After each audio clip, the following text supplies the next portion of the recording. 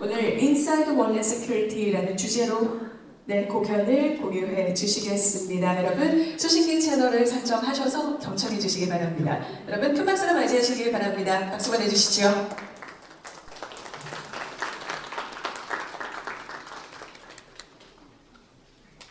안녕하세요. I'm currently searching and talking English. So first, disclaimer.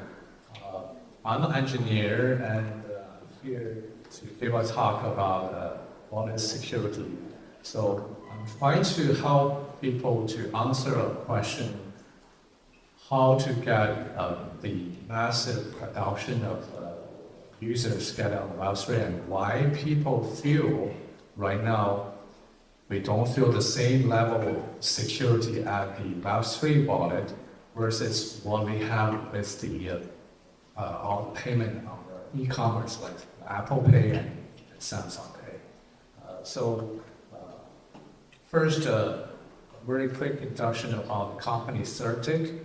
Certic is the leading Web3 security company.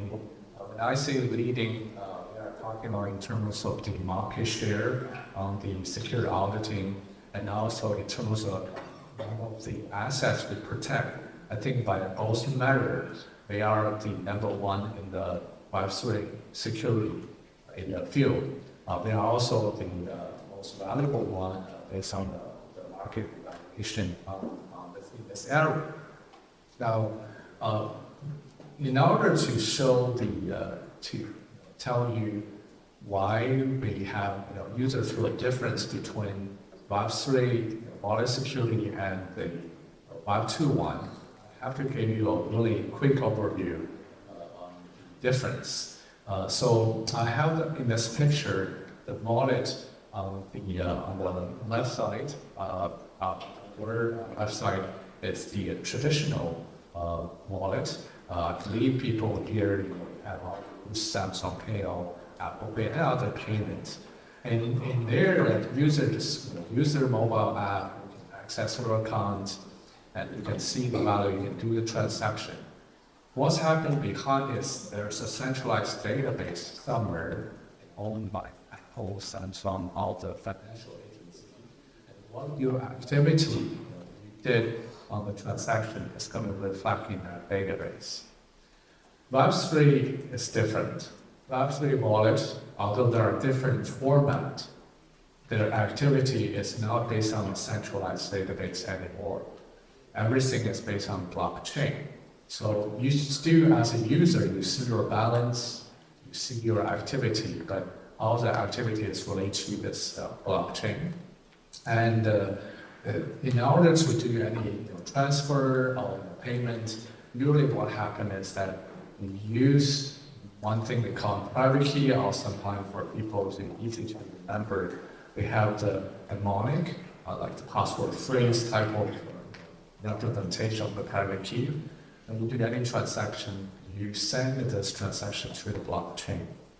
Once this transaction gets on the blockchain, being accepted, then this considered your transaction is finished. And everything is based on the private key held by the owner. In the decentralized wallet is on the app, or in the centralized exchange might be held at the exchange site. But the important thing is it's based on this, the transaction based on the signature. And once it's get on the chain, then you can see it on your wallet. Okay? That's a high-level overview about what happened behind the activity with the wallet. Now, with the background, the backend is the fundamental technology the same. You do see different type of wallets. You see hot versus cold wallet. We have centralized exchange and decentralized exchange. There's also a new technology such as a smart contract wallet or MPC wallet. But in general, to summarize this, you still have the private key to control the transaction, and if someone has a private key, we will have the ability to move the money to own the assets. Now, with this background, let's look at the event happened in the recent months. Although people probably have heard of lots of activity, scam or even hacks to the exchange, but if we look at the incident, the recent incident, we find that actually lots of incident is related to compromise of private key from user wallet. In this slide, I show a picture first on the bar graph. That's the major incident showing the June in 2023. And this is like a report generated by Search every month. We have a summary. You can find this online. And in this month, the top one is actually a wallet. Because of the wallet problem, there's a large amount of assets being stolen. And not only that month, if I look at the recent few months, almost always there are major incidents caused by compromise on private key from either the user wallet directly or some of the wallets, prompt exchange. So there are lots of activities. So even the loss of key are not the only source, but they are already a major source of the compromise caused to the user asset loss. I even put there's a major news, I think, like it happened last year, that even like a major crypto investor, like the founder of the Finbush, this is the early investor on Ethereum, they lost their huge amount of asset from a personal wallet. Right after the FTX event, they transferred the money to the wallet. They got money so many million. So to summarize, we still have lots of incident caused because of the private key leak, especially from the wallet. Now, why do we have all this incident? People feel like maybe because we don't have a safe wallet or we don't have a good solution yet. That's part of the reason. But we should really look at the potential threat, the whole landscape. Very often, I heard people say we have this new technology, I'm not going to name, it could be like MPC, could be TE, could be even of abstraction, and that's not going to do it simply because there are threats coming from different angles. So on this picture, I'm not going to detail, but just want to let you know, for a mobile wallet, where you can actually get compromise or where the attacker can come from. So on the very left side, users can be phished. Like there are message on the board simply saying we have the coin, we have airdrop, you need to connect to us, please give us permission, or please give us your mnemonic. People fall into that social engineering type of attack. In the middle, even on the mobile app itself. Unfortunately, I don't know how many of you get your wallet, whether it's from the App Store or Google Play or or you actually download from some site. So still, large amount of users still get apps from an unknown third-party source. Sometimes you just do a Google search, you find the wallet. This is different from our Web2 field. You don't install Apple Pay or Samsung Pay from an unknown third party, right? So in the mobile app itself, there are first the source of the application. You need to make sure you really get it approved, audited version from official market. And even you have that, because our mobile app are now developed, our developer on Web3 are now in matching with our Web2, the app developer, or especially the financial mobile developer in the Web2 field. Our mobile app still are very much vulnerable to attacks, like for example, rooted malware. Right? So there's also, because of the large assets hold by all these valid wallet, they are also vulnerable to all this target attack. This attacker will actually find that these are large targets and they spend lots of effort. That's in the middle on the mobile, on the app itself. But there's also on the back end, people sometimes doing the backup really carelessly.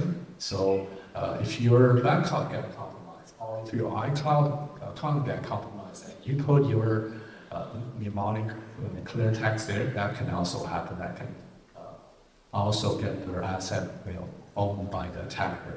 So overall, with this slide, I'm trying to give a quick summary about the threat landscape, simply telling you that if you simply get a new technology name, we saw that this will solve the threat, it will defend all the attack. That's probably not going to happen.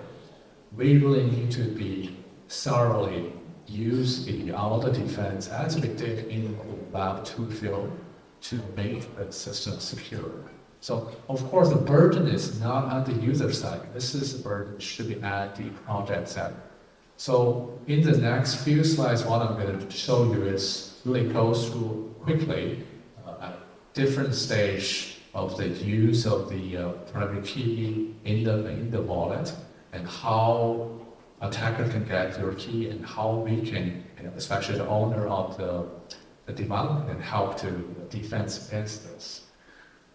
So to think about how, where the threat come from or how we defended it, we generated wide use of our private key in 4 stage. The time of your creation, the creation of the private key are mnemonics. And that's the time that we just install the wallet, right? Or we import it. And then there's also what we call the at rest stage. Basically, you have your mnemonic, you have your private key. Where do you store it? How do you store it? That's the at rest stage. There's also the in use stage. No matter where you store the key, right? In the secure element or in some place encrypted, but at the time when you have to sign your transaction, you have to bring this, bring it into memory. That's the in use stage. And then later, there's also a destruction stage. Like, for example, not necessarily to say you gave up the wallet, but very often, let's say we change our phone. You have your mobile wallet installed in one, you change your phone, you got the latest Samsung, the phone or the Apple phone, then you want to change. What about the information you store on your previous phone? You need to make sure safely you remove it. So those are the 4 stages. I will go quickly to tell you how at each stage attacker might get your information, and then how the developer should do, which they hope they'll later keep up to protect you, to prevent against all this attack. So let's first look at I'm going to skip this. Let's first look at the creation stage. Now, there's a general impression to say that I have hot wallet, I have cold wallet, and if I have my key, my asset in the cold wallet, I will be safe. But this is only safe against certain type of threat.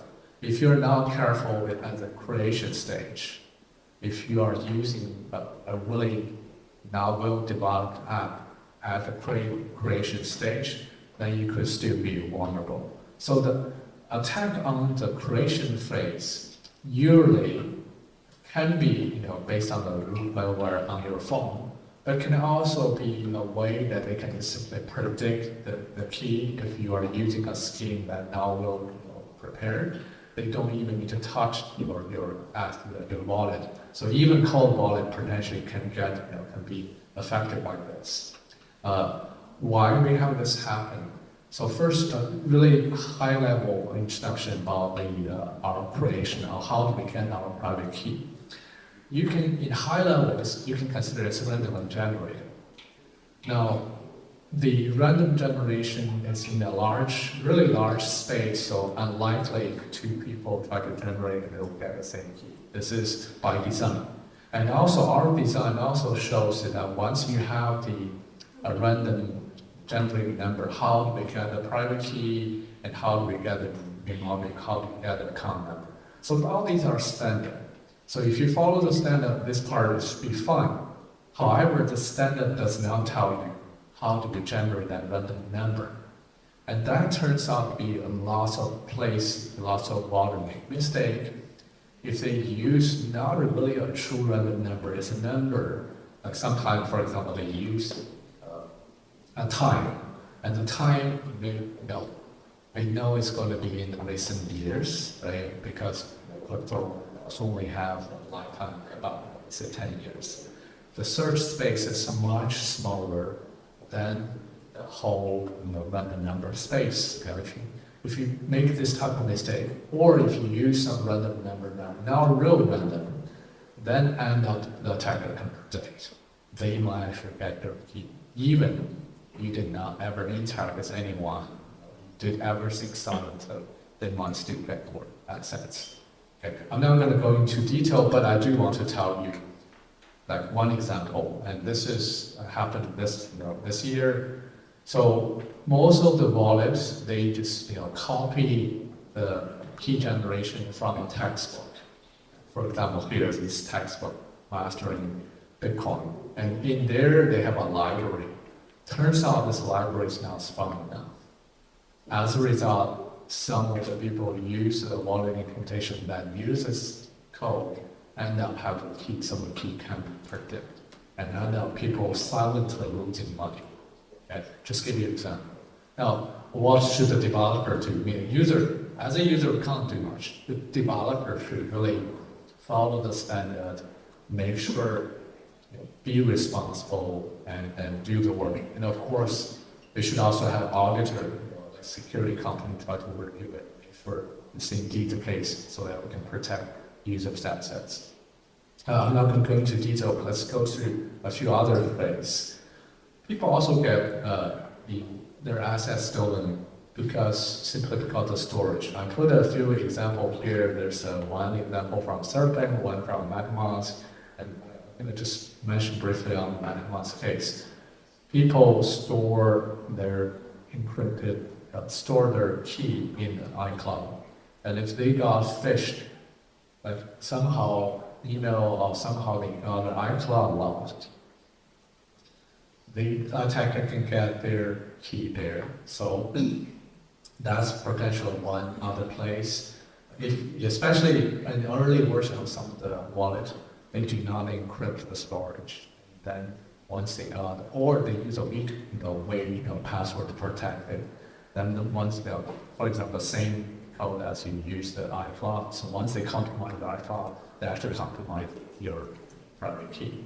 So same thing. Again, in detail, you should really, again, this is mostly for the developer. When they adopt protection for user to safeguarding the keys, they should really do it carefully. Absolutely don't store the key in plain text on the disk, which surprisingly some of the wallet does this, because we just have so many random developers working on this, and these people don't really have much of the training on the security mindset. So I'm going to jump to the next level. And in use, this is part actually, we also have lots of different threats. Consider like one example is phishing, and when you try to use your wallet when you try to do transactions, very often people can fall into tricks in different ways. Sometimes, like for example, we publish a blog called Model Phishing because in the well-known solution like Wallet Connect, they have an API allow people to glean more information about the potential application you're interacting with. Unfortunately, that interface the scammer can also use those and replace some of the information. So you end up, if you are talking to someone, but you end up transfer data to other place. So those are just one example. Another example is there are root malware waiting in, if you got your phone compromised, they're looking at your in-memory activities. If this mobile wallets, the battery wallet, are not using the appropriate protection like Samsung Pay or Apple Pay, they will use a trust execution environment, which most of battery wallet are not yet using it, and you got malware, then they will able to watch your transaction and get your data. So I'm also going to skip some of these. Most of these are recommendation for the developer. For the user, of course, you should really try to look, if you want, you can check what kind of technology the wallet is saying to protect against phishing, protect against the looting malware. The last one, I think this is probably important, maybe not known by lots of people. When you say switch your phone, you want to use a different phone, and I don't know how many of you actually have never recycled your phone. Make sure go to do the erase, okay? Because there are tools that can recover your data. I'm showing you one picture. If you get the phone to someone, even you think you have the possible protection, but for older generation of the phone, you really have vulnerability. People might able to bypass the lock. Or sometimes for certain phones, you don't even need to do that. Like I'm showing here, for like $2,000, you can get an iOS forensic tool. You can get your phone recovered and data. Some of the version of the phone can recover, get data, get out.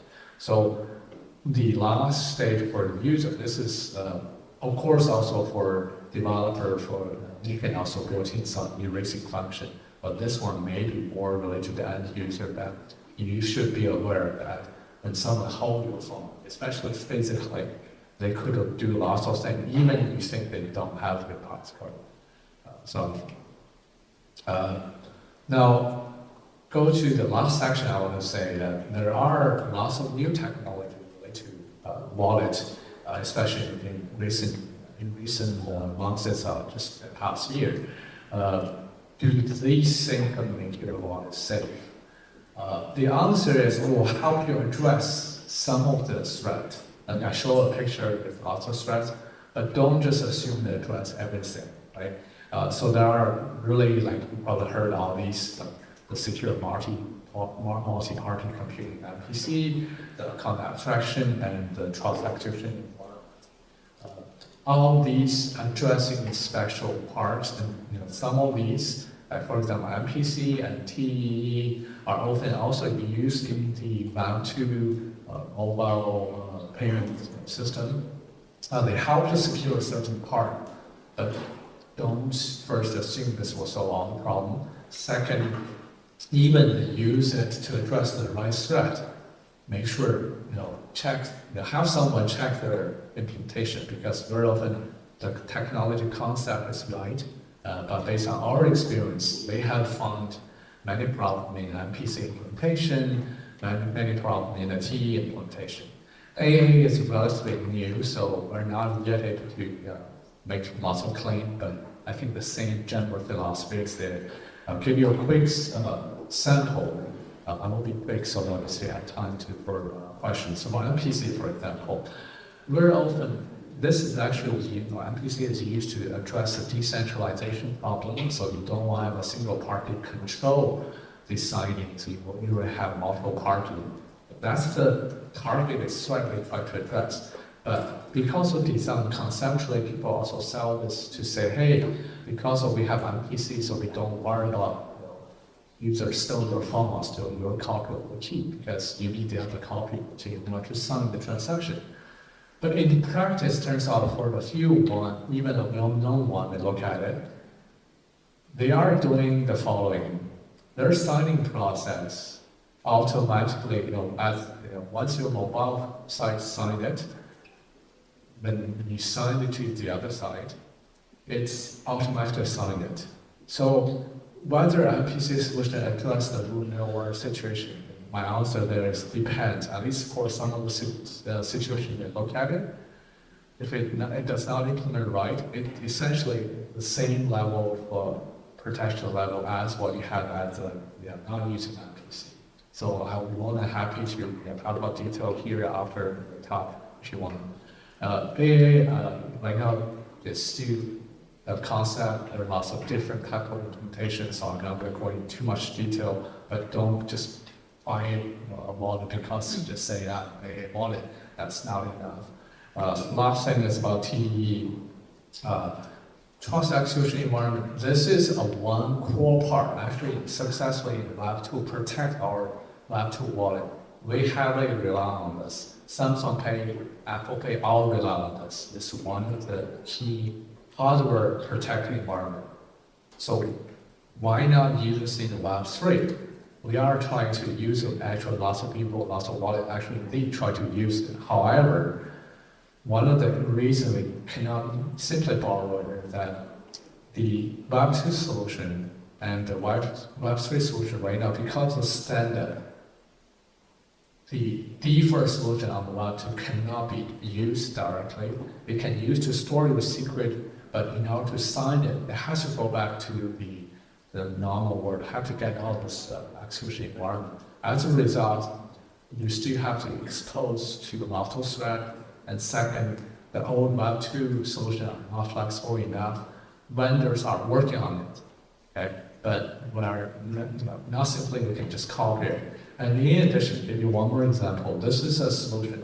It's a key custodian solution. There's a company called Safe Haven.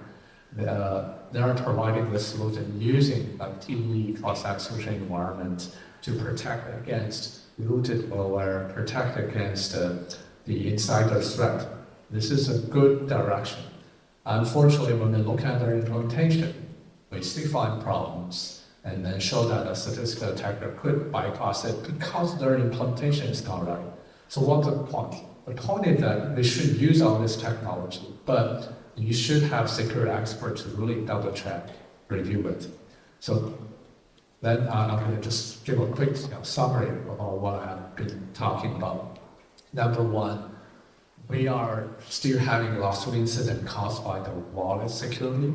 We're not yet giving users the same feeling as what the Web 2 wallet gave users yet. Then most of the responsibility is on the project owner and the developer side. They should learn a lot from the Web 2, the financial industry, how they make go about and make this safe. We need to get there. And I mentioned that they need to pay attention both to the creation, address the use and disruption stage. All their effort they need to do, they need to improve. And second, we have all this new technology. These are each technology address certain type of risk, but they don't address all. And in the last, even they use all of this, I hope though we still have some security expert, can be CertIC or can be other security company review it, because even the technology, the general design is right, your implementation still has to be right. So that's my quick summary, and hopefully give you a rough idea about where we are about the mobile wallet. And I hope in general, we have more of the developer get aware of this risk, we will have a safer wallet, and I think we'll able to get more people involved. I'm really confident about that, but we still need people to work together between the community, the developer, the security vendors, and I believe we can get there. Thank you so much. Thank you very much for your great presentation. 답을 듣고있습니다. 역시 이번에도 우리 CSO님과 함께 질의응답을 이어가 볼 텐데요. 우리 플로우에서 궁금한 사항 있으신 분은 손을 들어주시면 마이크 곧바로 전달해 드리겠습니다. 이 시간 Inside Wallet Security라는 주제에 대해서 굉장히 상세한 데이터를 먼저 공유해 주셨습니다. 여러분 궁금한 사항 있으실까요? 잠시 생각을 정리하시고 질문하실 수 있는 기회 드리겠습니다. 네, 마이크 전달해 드리겠습니다. 네, 안녕하세요. 질문 드리겠습니다. 네, 발표 잘 들었고요.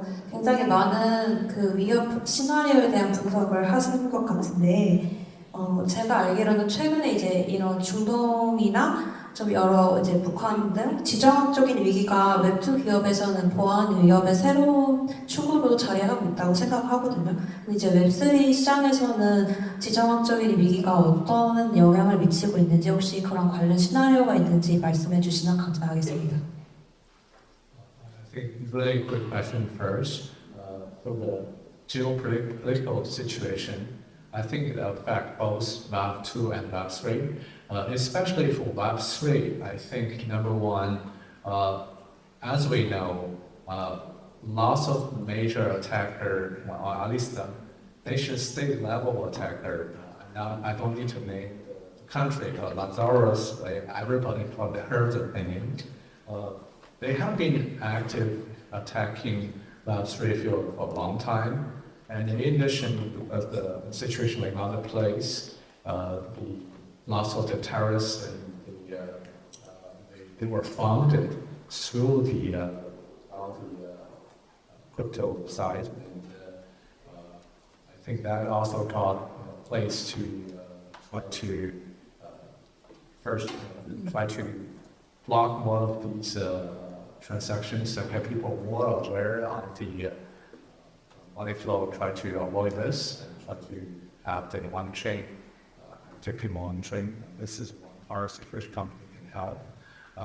There's also, because they realize that hacking Web3 users is a rich force in getting money.